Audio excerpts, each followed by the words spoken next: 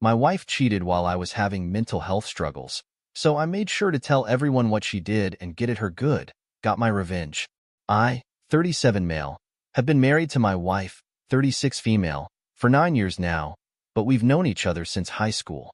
So needless to say, she's one of the people on the planet who knows the most about me, and I can also say that I know a whole lot about her, having grown into adulthood together. For the sake of telling this story publicly, let me just say that her name is Daphne. It breaks my heart to even need to have to ask for advice on this matter, but I honestly don't know what to do and my mental state isn't helping at all. I might need to give you all a bit of a background so you can understand things a lot better. I don't want to give too many details, but I had a very rough time growing up, if that's not an understatement. I grew up with a mother addicted to drugs and a great father who met his end due to junkie friends of my mother's. I was the one who found him and had to call 911. I don't know if I can ever fully appreciate the extent to which that scarred me.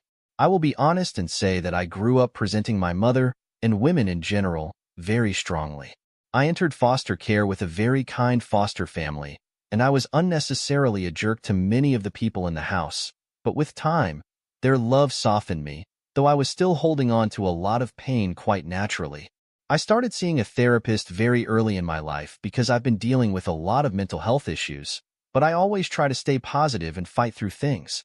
Meeting Daphne in high school was also a major boost in my happiness, and we were friends for several years before the notion of anything romantic even started between us. Again, I was extremely resentful towards women, and I think having a healthy relationship with Daphne sort of helped me push out of that. Anyway, we both graduated high school and went to the same college where we both graduated once again. Honestly, everyone could tell that we'd likely end up together, but I guess trying to be the edgy young adult that I used to be, I would deny it and act oblivious to even the mere possibility of ending up with her. About 2 years after graduating from college, I officially asked her to be my girlfriend. I proposed to her a year later, and 9 years ago, we got married. Daphne wasn't there through the absolute hardest times of my life, but she's always known about my mental health struggles, and she has been there to witness some of my hardest battles. I've always apologized for the way I might treat her in those moments, or the way she needs to baby me, but she's always been so kind and she's always said that she doesn't mind. I even asked her at several points in our relationship whether she was sure about being burdened with me and my problems. But she always claimed that she was, and that she'd go the entire way with me. I think that's enough background. You should be able to understand what I have to say with this much background, so let me try my best to tell it. The real problem started about 4 months ago when I was dealing with a pretty bad episode of depression. Honestly, as much as I pushed forward in life, some of the things that happened way back in the past still have a pretty strong hold on me, and it's hard for me to completely let go of them, no matter how many therapy sessions I choose to attend. So bad episodes have become fewer and farther apart than the older I've gotten. That episode lasted about 5 days, and usually Daphne is with me as much as she can be, but it was very clear that something was very different this time around. She stuck around the first 2 days, but halfway through the third day she seemed cold and she told me that she had something that she had to do. I wasn't in the headspace to really inquire about what it was that she had to do, so she left and came back much later in the night. I'm not too sure what the time was though, and the same thing happened in the next 2 days.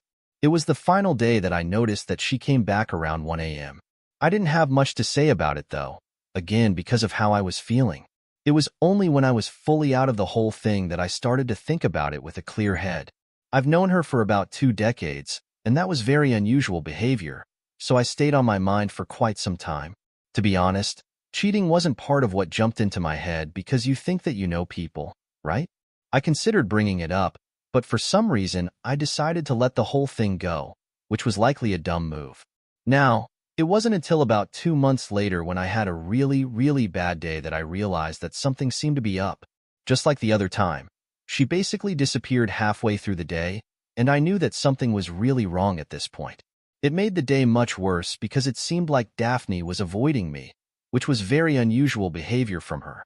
Fortunately, this was just a bad day and not a proper episode of depression, so I bounced back by the end of the day, though she wasn't back by that point.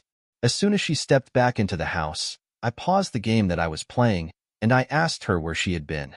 Not in an accusatory tone, as far as I know, but she responded to me in an extremely defensive manner, asking why I was coming at her like that. It came out of nowhere, and I was really shocked because I was pretty sure that I hadn't spoken unkindly in any fashion. She seemed ready to explode at me, so I took a breath and asked her again as calmly as I could, and she just stared at me angry for like a full 10 seconds before she eventually said that she had a date with her girls that she completely forgot about. Honestly, that answer sounded suspect to me, so I brought up the previous time that I had been depressed, and the way that she had also gone out during those days, but she claimed that she had no idea what I was talking about. To be fair, it had been over 2 months at that point, so I didn't want to call her a liar. In my head, though, a pattern was starting to be established. Even after things started to seem fine between the two of us, it was still on my mind because I knew there was something being hidden. I just couldn't figure out what it was. It was when Daphne vanished on a third occasion. I wasn't even having a bad day. I was just really busy, that I knew something had to be up. It was so evident to me at that point. When she got back home that day, I didn't attempt to start any conversation about where she had been. I just conversed normally about mundane things, and she didn't lash out or anything like she did the other time. I was hoping she might have volunteered where she was this time around, but she didn't say anything to that effect. I think it was precisely at that point that I knew I was going to have to find out where she was going on my own. I have always been a relatively tech-savvy person, and I know my way around an Android phone pretty well. As soon as my wife went into the shower without her phone, I went straight to Google Maps to check her location history that night. She went to a bar, and then to what seemed to be a residential address. I checked the previous time that she had disappeared like that, and it was pretty similar. She went to the same bar, but she ended up in a different house. I was taking pictures of all this with my phone, especially because I planned to do more research on the addresses she was heading to. All I needed was for those addresses to truly belong to any of her girls, and I would feel so much better. I was going to check the dates for the very first time that she disappeared, but I could hear her wrapping up in the bathroom, so I stopped. But honestly, I felt like I was going to lose my mind from the uncertainty. I wasn't too sure how I was going to find the information that I needed based off of those addresses only, but I knew it would be the only way that I could get any closure. I knew there were two possibilities. If that my wife was cheating on me, or she was truly going out with her girls quite unceremoniously.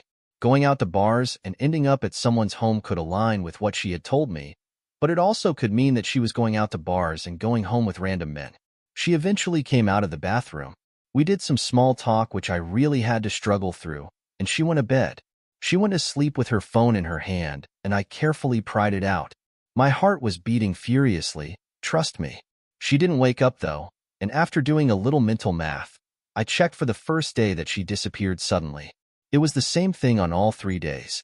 Though on 2 of those days, she went to the same address after the bar. I think it was at that point that I realized what I needed to do. I half considered hiring a private investigator to tell me who lived at the addresses that I had, but I realized there was an easier way for me to do things. I just need to set her up. The next weekend, I did my best to fake being in a mood, which was a lot harder than I assumed it would be considering all the practice that I've gotten through my years.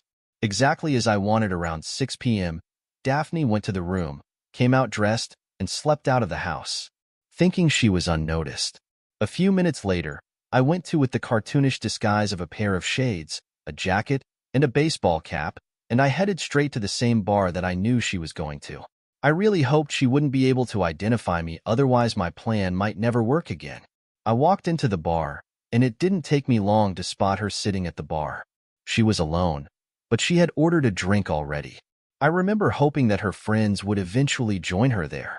I found a corner to sit in that I hoped she wouldn't notice me in, and I waited for a long time before I saw someone sit beside her. I sat there in silence for a bit before he said something to her, and I guessed from the body language that they didn't know each other. If I had come in about 10 minutes later, though, I'd likely have reached a different conclusion with the way they were laughing and the way she kept touching him. I really felt that I had seen enough at that point, but I used my self-control to wait and see how things were going to play out. There was still a stupid part of me that was hoping that her girls would show up, and the guy was just there to help kill some time. Nope. I was there until about an hour and several drinks later when they both stood up and exited the bar together. I followed them as they went on foot about 3 blocks away. Then they went up to an apartment building, and that was it. I felt like I was going to lose my mind, and as someone who already acknowledges that they have a fragile psyche, this certainly didn't help. I felt like I was going to lose my mind from across the street from the apartment building. I decided to wait, though. I was going to wait until she came out. I would take a picture, and I would head back home. That was my plan.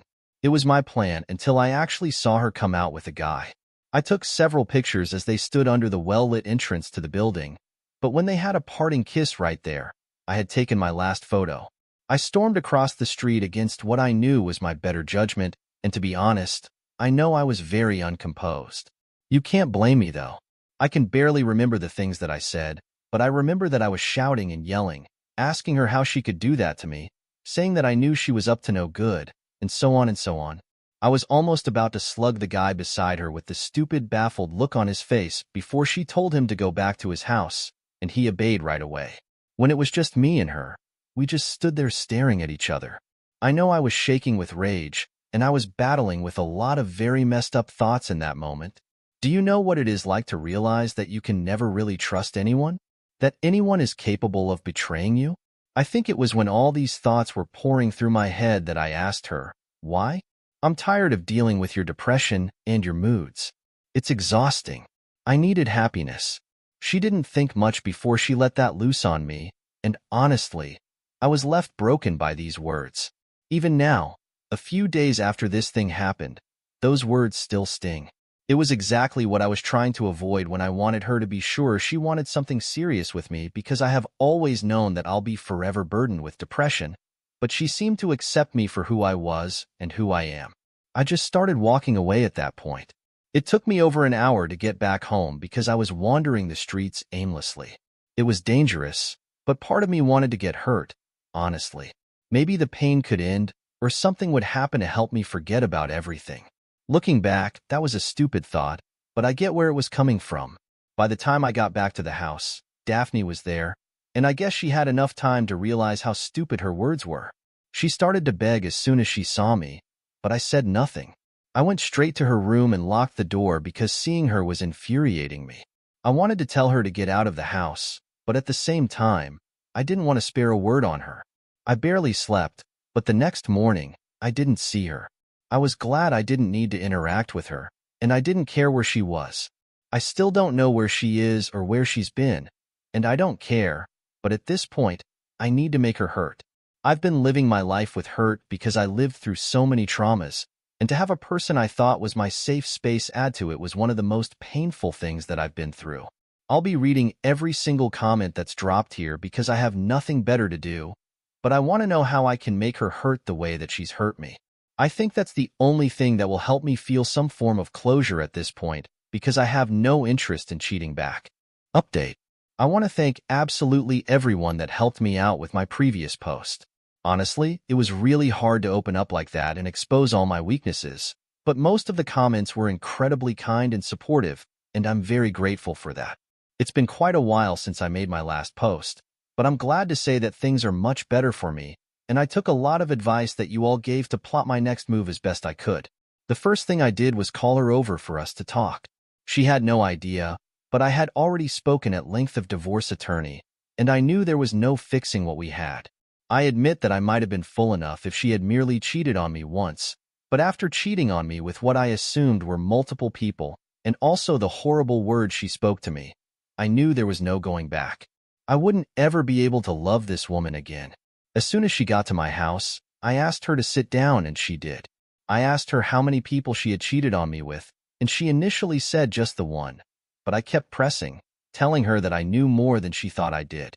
She insisted over and over that it was just one person until I bluffed and told her I'd hired her private investigator. I mentioned one address and then another, and that's when she finally decided to let loose that she had slept with 3 people. I don't know if that was the absolute truth, but it was all I needed to hear. I handed her to the divorce papers at that point, and I told her that I couldn't do life with her anymore. She started begging and pleading, which wasn't unexpected, but I think she realized that it was pointless and she basically gave up after a bit. She walked out with the papers, and I drank the rest of the day. Eventually, we got to the whole divorce proceeding stage, and I was glad that I had a bit of evidence pointing to the fact that she was unfaithful, which helped swing things in my favor. Unsurprisingly, my mental health got dragged into the whole matter, with a lot of talk about how it made it hard to live with me.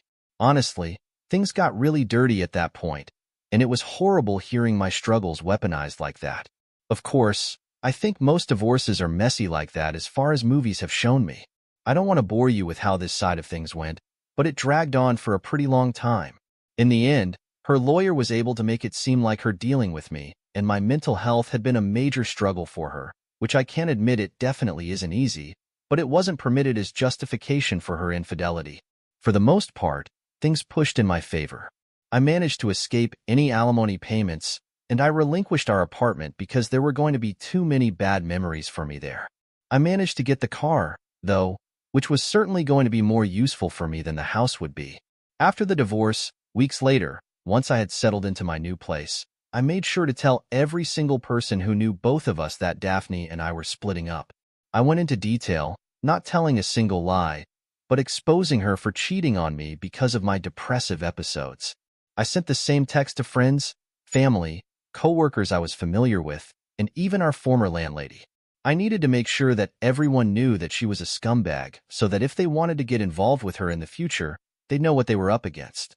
She called me out an hour after and cursed me out for like 10 minutes straight, but I just let her get it all out before hanging up the phone on her. I haven't spoken to Daphne since she called me to yell at every expletive in the book, but a coworker replied to a message of mine saying that she's been having a hard time with gossip in the workplace, that maybe I'd consider recanting your statement to help her out. I left her on read. I don't think I'm going to do relationships anymore. There's too much fear in me now as the ways a woman can hurt me, and I'm not excited to discover a new one. Maybe I'll have fun on dating apps because the body has needs, but I don't think I'm going to have to laugh for anything serious anymore. I'm relatively old, I don't desire children, and maybe not having a woman in my life will bring simplicity, which is fine by me. Anyway, I hope those of you who choose to will find women you can trust and love forever, because I know that they're out there, but I'm just not willing to take the risk and find any of them myself.